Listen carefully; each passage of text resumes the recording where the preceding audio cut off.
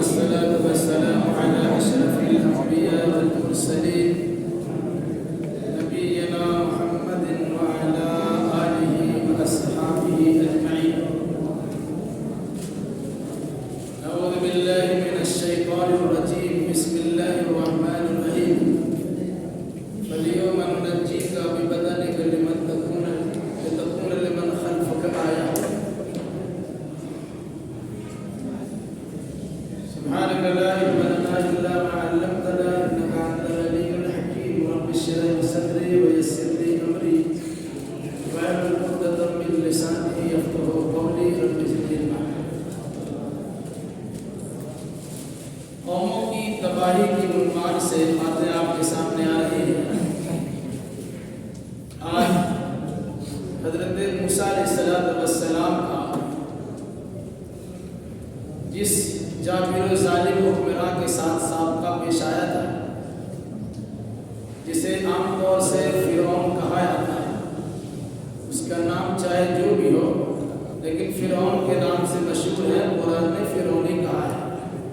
وہ نام نہیں ہے بلکہ اس کا لقب ہے.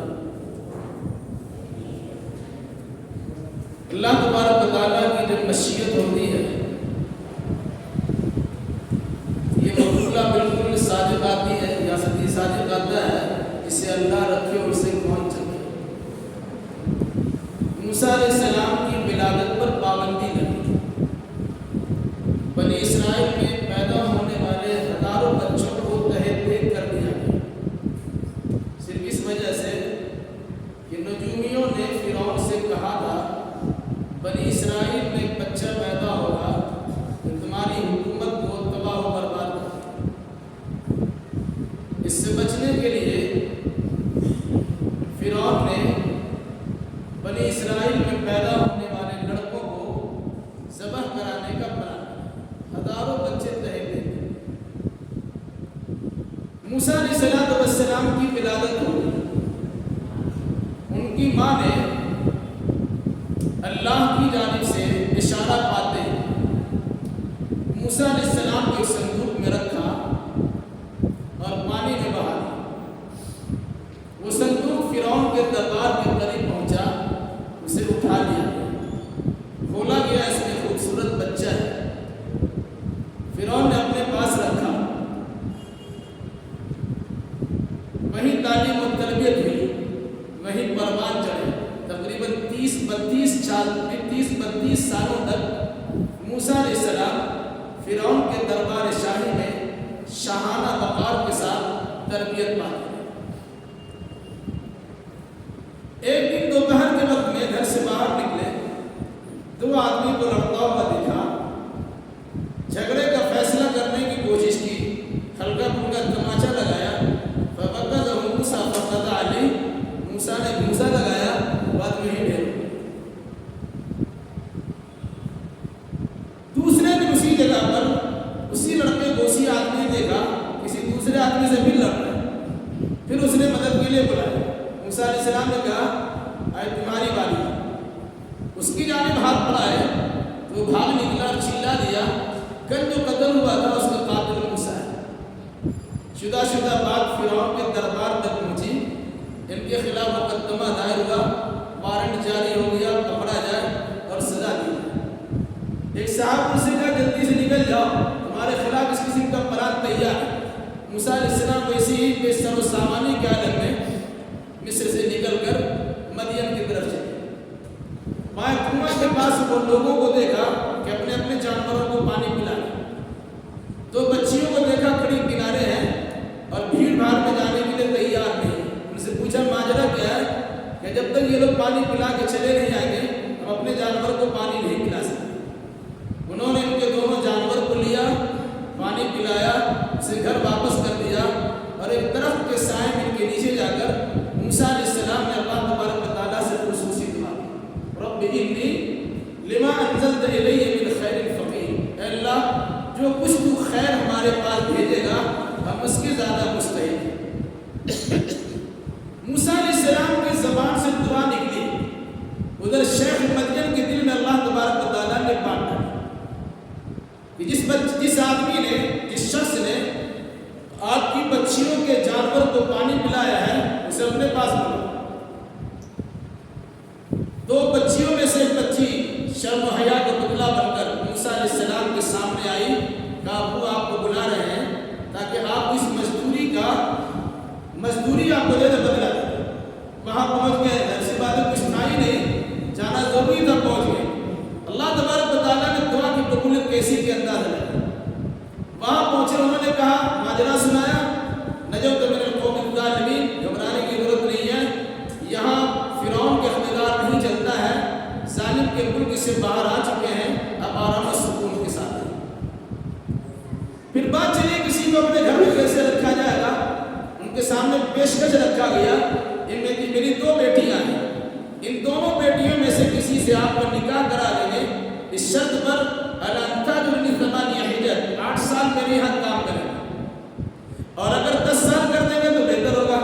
موسیٰ علیہ السلام نے کہا ٹھیک ہے، 8 سال یا 10 سال میرے اوپر ہے، 8 سال سے کم تو نہیں کریں گے، 10 سال ہوگا تو نہیں ہوگا وہ اللہ کو معلوم۔ 8 یا 10 سال وہاں رہے، مدت متعینہ مقررہ مدت پوری ہو گئی، واپس آ رہے تھے کہ چلے اب چلتے ہیں، پھر اسی مصر کی طرف چلتے ہیں۔ راستے میں کوئی پور سے موسیٰ علیہ السلام کو آواز آئی جہاں یہ آگ لینے کے لیے یا راستہ معلوم کرنے کے لیے جا رہے تھے۔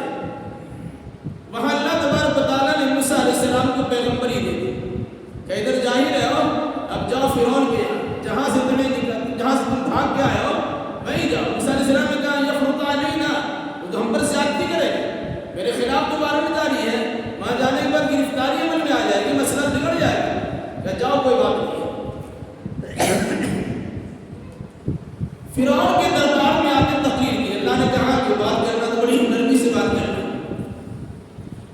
قولا لہ قولا لینا، نرمی سے بات کرنا۔ موسیٰ علیہ السلام نے تقریر سے پہلے، دعوت و تبلیغ سے پہلے، فرعون کو سمجھانے سے پہلے اللہ تبارک و تعالیٰ سے ایک خاص دعا، رب اشرح لی صدری ویسر لی امری واحلل عقدۃ من لسانی یفقہوا قولی۔ اب دیکھتے ہیں علماء مقررین حضرات اپنی تقریر و خطابت سے پہلے یہ دعا پڑھتے ہیں، اس کا مقصد کیا ہوتا ہے؟ اللہ میرے سینہ کو کشادہ کر، میرے اس کام کو آسان کر، میری زبان میری ہچکچاہٹ اسے دور کر دے تاکہ لوگ میری بات سمجھ سکیں۔ یہ دعا کر کے فرعون کے دربار میں پہنچے۔ اللہ نے شروع میں 2 معجزہ عطا کیا تھا، ایک عصا موسیٰ، دوسرا ید بیضا، کہ لاٹھی ڈال دو زمین پہ لاٹھی ڈال دو تو اژدہا بن جائے، بغل میں اپنے ہاتھ کے رکھو اور نکالو، چمکدار ہاتھ، روشن ہاتھ ہو جائے۔ فرعون کے دربار میں معجزات پیش کیے گئے، سمجھایا بجایا، فرعون نے جو کہا اس چیز کو یاد رکھیں۔ فرعون نے کہا میری بلی مجھے سے نہ ہو جاؤ، خندق تو ہمارے یہاں پرورش پا رہے تھے، کیا 8-10 سال کے لیے تم غائب ہوئے اور مبلغ بن کے ہمارے پاس آ گئے، تمہارے اوپر اس قسم کا کیس ہے، تم نے فلاں کو قتل کر دیا تھا، تمہارے ساتھ اس قسم کا معاملہ وغیرہ وغیرہ، ہم نے تمہاری پرورش کی ہے، برداشت کی ہے، نگہبانی کی ہے، کفالت کی ہے، تمہاری ساری ذمہ داری نبھائی ہے۔ یہ احسان جتانا شروع کیا فرعون نے۔ موسیٰ علیہ السلام نے کہا وَتِلْكَ نِعْمَةٌ تَمُنُّهَا عَلَيَّ أَنْ عَبَدتَّ بَنِي إِسْرَائِيلَ، ہاں آپ نے یہ احسان تو ہم جانتے ہیں کہ آپ نے موسیٰ کی پرورش کی ہے، لیکن موسیٰ کے پورے خاندان بنی اسرائیل کو آپ نے غلام بنا لیا، اس احسان جتانے کیا ضرورت ہے؟ بھائی آپ نے ہماری پرورش کی ہے، سمجھ میں آتا ہے، لیکن اس پرورش کے نتیجے میں پورا بنی اسرائیل کو بدھوا غلام بنا کے رکھا ہے، یہ کون سا احسان جتانا ہے؟ مطلب کیا ہوگا؟ آدمی کو احسان جتانا نہیں چاہیے۔ موسیٰ علیہ السلام نے تقریر کی، سمجھایا بجایا، اس کے قول کا جواب بھی دیا، معاملہ یہاں تک پہنچ گیا۔ فرعون نے موسیٰ علیہ السلام کے خلاف یہ کارروائی کروائی، کہا کہ تمہارا قیامت جادوگری کا عمل ہے، اس جادو کے توڑ کے لیے ہم اپنے ملک کے سارے بڑے بڑے جادوگروں کو بلاتے ہیں تاکہ تمہارا مقابلہ ہو جائے اور پتہ چل جائے یہ جادوگری ہے۔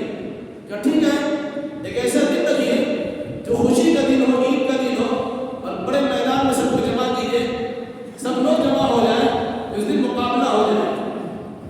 معاملہ طے ہوا، بڑے بڑے جادوگروں کو بلائے گئے، جادوگروں نے فرعون کے سامنے پیشکش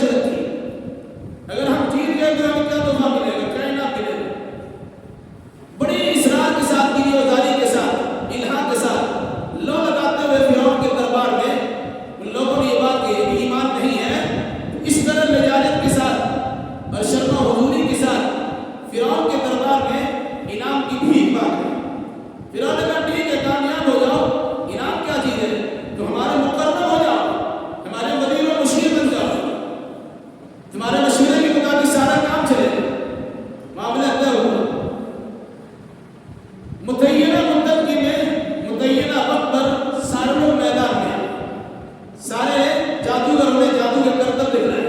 کسی نے لاٹھیاں پھینکی, کسی نے رسیاں ڈالی, مختلف قسم کی چیزیں تیار کر دیا.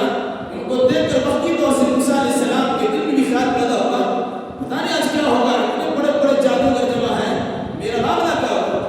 اللہ نے کہا گھبرانے کی ضرورت نہیں ہے, تم یہ اثر بلند رہو.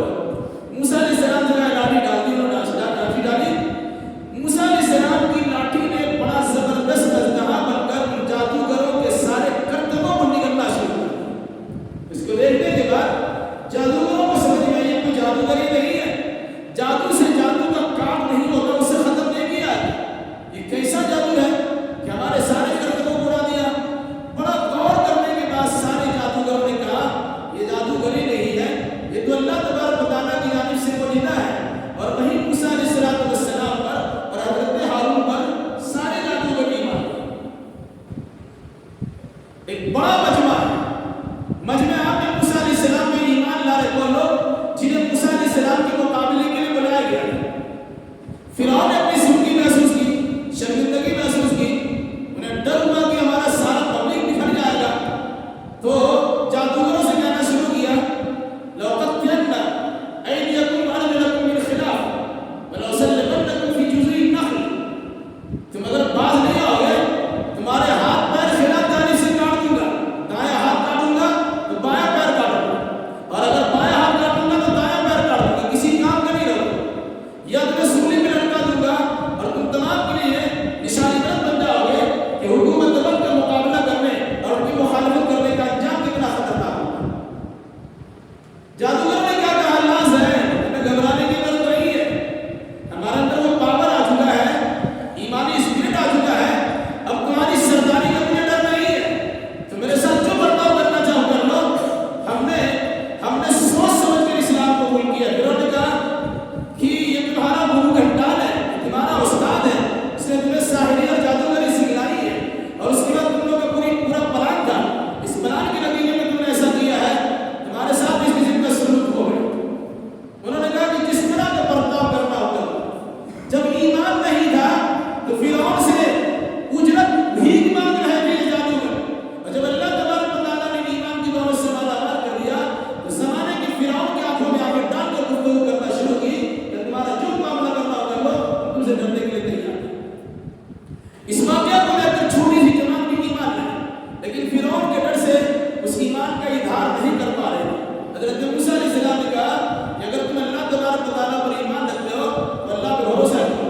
پھر اس جماعت نے بھی کہا اللہ پہ بھروسہ کرتے ہیں, دعا کی ربنا لا تجعلنا فتنة للقوم الظالمين ونجنا برحمتك من القوم الكافرين. اے اللہ ظالموں کی فتنے سے اور کافروں کی فتنے سے ہمیں نجات دے. اللہ نجات دے.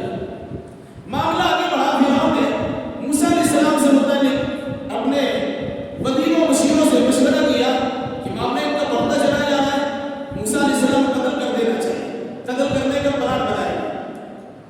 اللہ تبارک و تعالیٰ نے کہا کہ بنی اسرائیل کو لیجیے, اس لیے کہ بعد لیلا راتوں